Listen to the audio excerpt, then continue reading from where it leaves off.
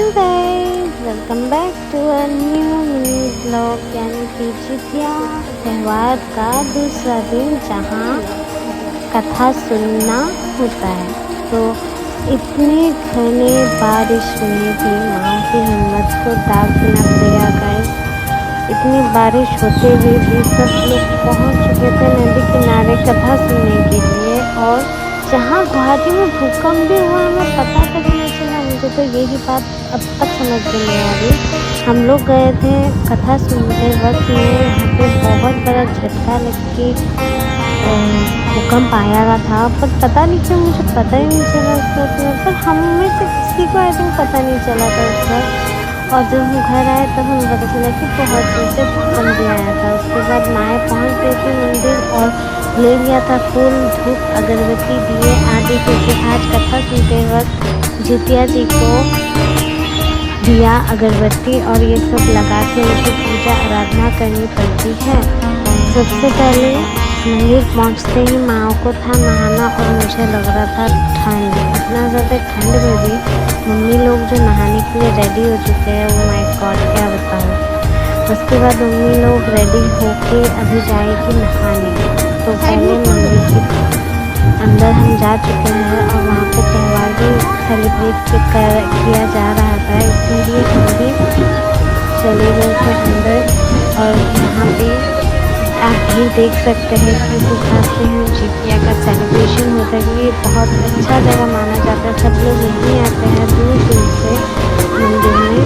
सबसे पहले मम्मी और आंटियाँ हम सब निकल चुके हैं मंदिर के लिए। और यहाँ पर आप देख सकते हैं लोग ऑलरेडी कथा सुन रहे हैं साइड साइड में बैठकर। और बारिश आप देख सकते हैं, माँ की हिम्मत की दाग देनी पड़ेगी है।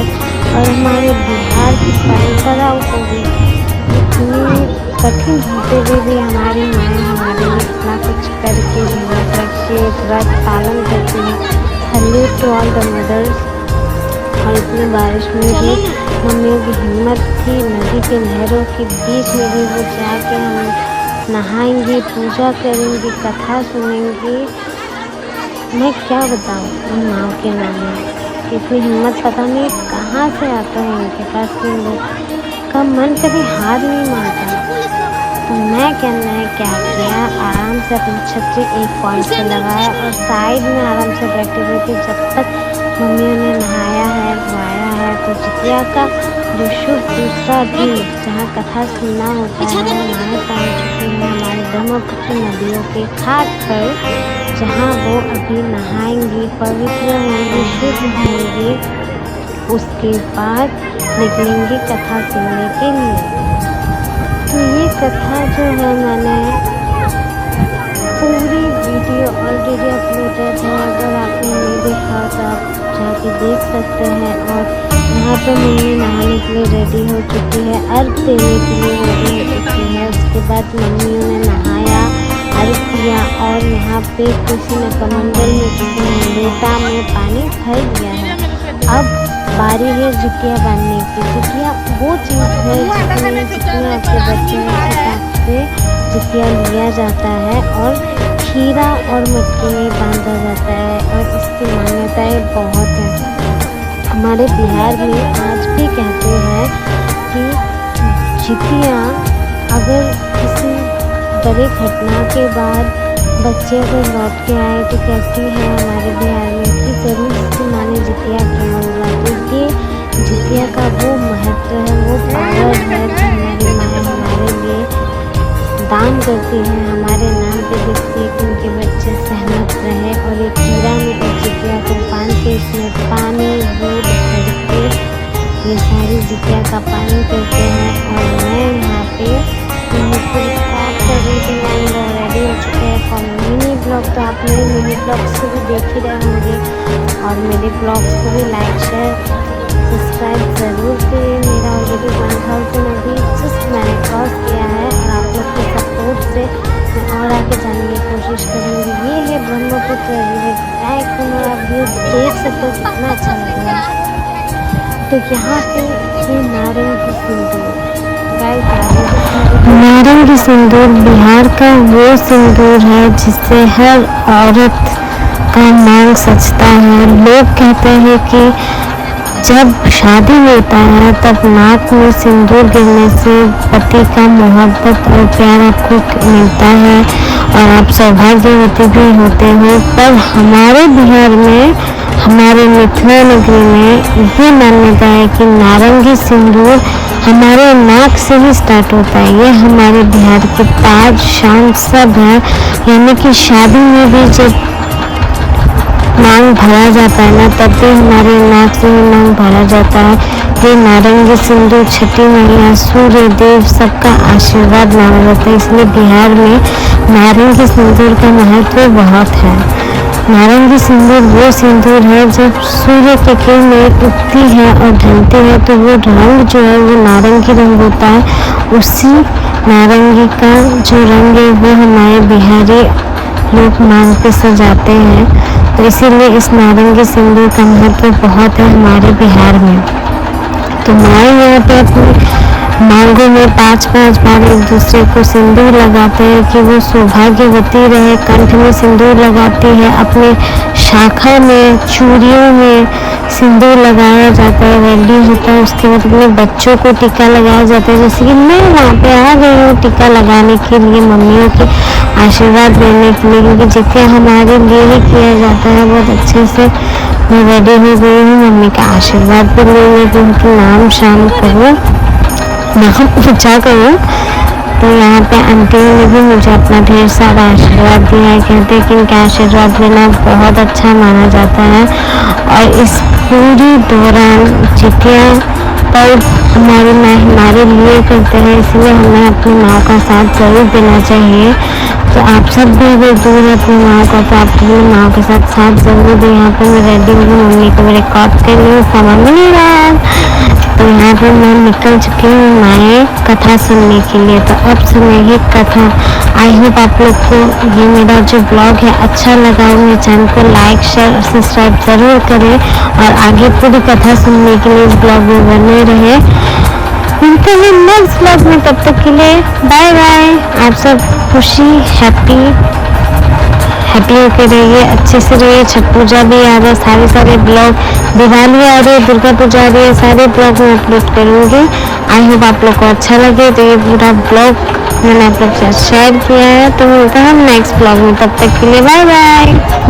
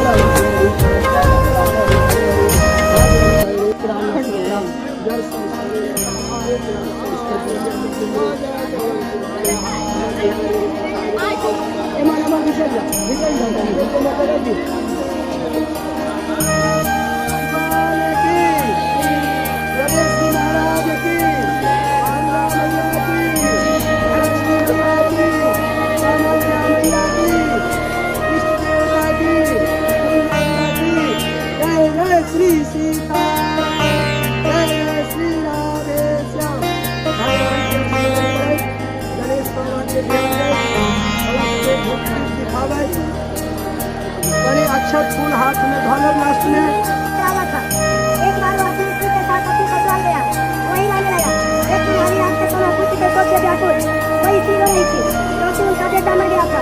अपने बेटे के दर्शन से मिला खाती पीट कर रोटी खाती। मुझ बूढ़ी माता का एक बेटा सहारा था, वो भी मर गया। उसका रुदन सुनकर राजा जी मुझ बहन का तो मानो हृदय विभोर हो गया। वह तत्काल उस स्त्री के पास गया, उसे पूछा तुम्हारा बेटा कैसे मरा है।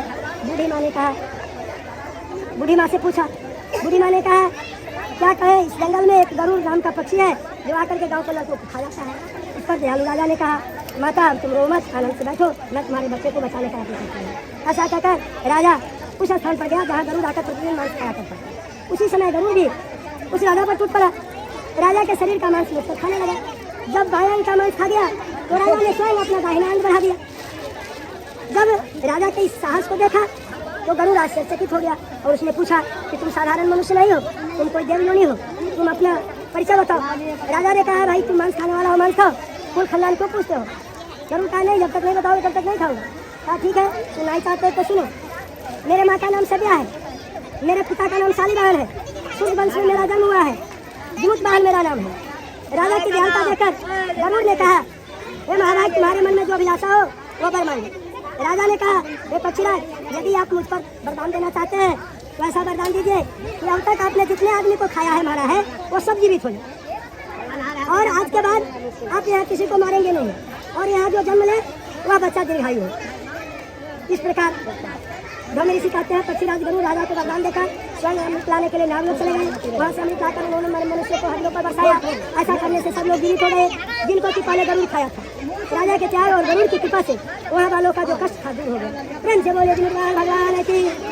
उस समय राजा के शरीर की शोभा दूर हो गई थी। राजा की दयालुता देकर गरुड़ ने फिर कहा मैं संसार के कल्याण के लिए तुम्हें एक वरदान और देता हूँ। आज आश्विन महीना का अष्टमी तिथि है, यह तिथि तुम्हारे नाम से प्रसिद्ध हो जाएगा। जो दुर्गा विष्णु नारायण की पूजा करने से फल प्राप्त होता है तुम्हारे नाम से अष्टमी तिथि को जो सुहागन स्त्री अपने पुत्र की दीर्घायु के लिए प्रार्थना करेगी उसका पुत्र दीर्घायु होगा। तुम्हारे नाम से आज का दिन प्रसिद्ध हो जाएगा। इस प्रकार उसे वरदान देकर गरुड़ भी बैकुंठ को चले गए। राजा भी अपने नगर को गए। ब्रह्म ऋषि कहते हैं हे द्रौपदी तुम भी इस व्रत को करो, तुम्हारा कुल खानदान समाप्त हो गया है, भगवान तुम्हारे वंश में किसी न किसी को भेजेंगे। इस प्रकार द्रौपदी अपने रानी थी, पांडवों की पत्नी थी, उन्होंने अपने नगर में भिगोड़ा पिघला दी। सारी स्त्रियां बैठकर आश्विन महीने के अष्टमी तिथि को जीमूतवाहन का व्रत किया, कथा सुनी, जिसके प्रभाव से वहाँ एक पीपल का पेड़ था। पीपल के पेड़ के डाल पर एक चील बैठी थी, ओदरे में सियारी। दोनों ने इसको सुना और विचार करके व्रत किया। सियारी चीली किसी ब्राह्मण को से कथा सुन करके आई, अपने सखी सियारिन को सुनाई। सियारिन कथा श्रवण की और कथा सुनकर आधी कथा हुई तो उसे भूख लगा, तो अपने भूख मिटाने के लिए श्मशान भूमि में जाकर मुर्गे का मांस खा लिया। परंतु चीली सुबह अपने जाकर गौशाले से दूध पीने पारना की, दोनों मर गए। दोनों मरने के बाद पशु पक्षी का जोनी से मुक्ति होकर मनुष्य का जोनी मिला। बड़े धनाधिकाशी नरेश के यहाँ जन्म मिला। बड़े खुशहाल बड़े सुंदर लक्षण से जुट दोनों बहन बड़ी पली बड़ी विवाह योग्य हुई। विवाह बड़ी बहन जो सियारिन बड़ी बहन थी उसका शादी काशी नरेश के राजा के साथ राजा के पुत्र से हुआ, वो रानी बन गई। छोटी बहन मंत्री के पत्नी बनी। दोनों उसी नगर में गई। संयोगवश रानी तो हुई सियारिन, परंतु व्रत दोष के कारण जिस बच्चे को जन्म देती वह बच्चा जन्म के साथ ही कुछ दिनों बाद मृत्यु को प्राप्त हो जाता। पर चीली की जो मंत्री की पत्नी थी छोटी बहन, वो 8 पुत्र को जन्म दी। 8वां पुत्र स्वस्थ और चिरंजीवी रहा, जिसे देखकर ईर्ष्यावश उन्होंने अपने राजा से कहा कि उसके बेटे को भी वही भेज दो जहाँ मेरा बेटा गया है, ऐसा उसे मार डालो। राजा बड़े प्रयत्न से मरवाने का प्रयास किया, बाल बाल बच जाया करता था। एक दिन राजा सिपाही से उसे पकड़वा कर कोठरी में बंद करके उसको सर से धरवा करवा कर पिटारी में बंद करके किसी अष्टमी तिथि को उपहार रूप में मंत्री की पत्नी को भेजा। वह देखकर मंत्री की पत्नी श्रद्धाभाव से जीमूतवाहन भगवान का प्रणाम करके कहा कि मेरी बहन रानी है, वो मेरे लिए उपहार में सुंदर वस्त्राभूषण भेजी है। ऐसा सोचकर जीमूतवाहन भगवान का नाम लेकर उस कटारे को खोले। कटारे खोलते ही उसमें वस्त्र आभूषण में परिवर्तित हो गया और उसका बेटा 8वां बेटा जीवित खड़ा था, जिसे देखकर रानी को बड़ा आश्चर्य हुआ। और रानी अपने बहन से कही कि बहन तुम्हारे बेटे को मारने के बाद भी तुम्हारा बेटा जीवित बच जाता है और मेरा बेटा इतना रक्षा करने के बाद मर जाता है, क्या करें। तो मंत्री की पत्नी जो छोटी बहन की कहा है बहन तुम ईर्ष्या छोड़कर मेरी बात सुनो। पूर्व जन्म की तुम्हें याद नहीं है, मुझे याद है। पूर्व जन्म में किस सियारी थी, मैं चीनी थी, दोनों बहन एक पेड़ पर रहा करती थी। जीमूतवाहन का व्रत किया, तुमने आधी रात में व्रत खंडित कर लिया, मांस खा ली। इस दोष के कारण तुम्हारे बेटे मर जाते हैं। अभी भी श्रद्धा भाव के साथ मनुष्य मिला है, श्रद्धा भाव के साथ छोड़कर व्रत करो, जिसके प्रभाव से तुम्हें कल्याण हो। और दोनों बहन मिलकर अगले वर्ष युवक वाहन का यासी महीने का उपास की अष्टमी तिथि को नवमी आने पर पालन किया। इस व्रत के प्रभाव से रानी को भी पुत्र हुए और वह पुत्र बड़े होकर बड़े बड़े राजा बने, उनका वंश चलता रहा। श्रुति कहते हैं कि सब प्रकार का आनंद देने वाला यह दिव्य व्रत है। इसको जो सुहागन स्त्रियां पुत्र की दीर्घायु कामना करके करेंगी, उसके पुत्र दीर्घायु होंगे, संकट से बाल बाल बच जाएंगे। इस प्रकार कथा कहकर सुत जी बड़े आनंदित हुए। जैसे पूर्व में कथा व्रत करने वाले द्रौपदी का वंश चला, जो राजा परीक्षित हुए, महाभारत के युद्ध में सब व्यक्ति को प्राप्त हो गए थे, परंतु जैसे सियारी चूल्हे पशु पक्षी के योनि से कर करके मनुष्य योनि प्राप्त की, उसी तरह हम सभी व्रती को भगवान मनोकामना पूर्ण करे। बोलिए जी भगवान की। हम जोड़ करके सभी देवी देवताओं से प्रार्थना करते हैं, जितना भगवान से प्रार्थना कीजिए। बस मूल मंत्र त्वमेव माता च पिता त्वमेव बन्धो च सखा त्वमेव विद्या त्वमेव सर्वं मम देव देव।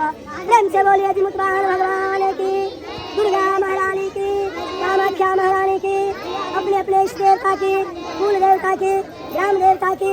जय जय श्री सीताराम, जय जय श्री राधेश्याम, हर हर हर महादेव शंभु। उठा करके बारी बारी से कलेजे से लगा लीजिए। ये भगवान हमारा बेटा को दीर्घायु बनाना, हमारे सुहाग को अमर करना, बारी बारी से बढ़ा दीजिए। सबको लेकर थोड़ा सा जल गिरा दीजिएगा, अगरबत्ती धूप दीप वहीं छोड़ दीजिएगा। और फल अपने घर में प्रसाद के लिए ले जाएंगे, जल थोड़ा बचा करके घर में ले जाएंगे, छीट लेंगे। और कल सुबह 6:30 बजे के बाद 6:35 के बाद वो दूध से अंकुरी से पारण करके बच्चों को प्रसाद बांटते हुए पहले दूध जल शरबत पीकर इसके बाद अनहार करेंगे। कलेजा सूखा हुआ रहता है पंच, तो पहले दूध पान कर लेंगे। हाँ हाँ पहले खाएगा ना। हाँ बकरी खा करके दूध पान करके पारना करके। माँ बाबू ने किसी कहाँ चला गया नहीं पता।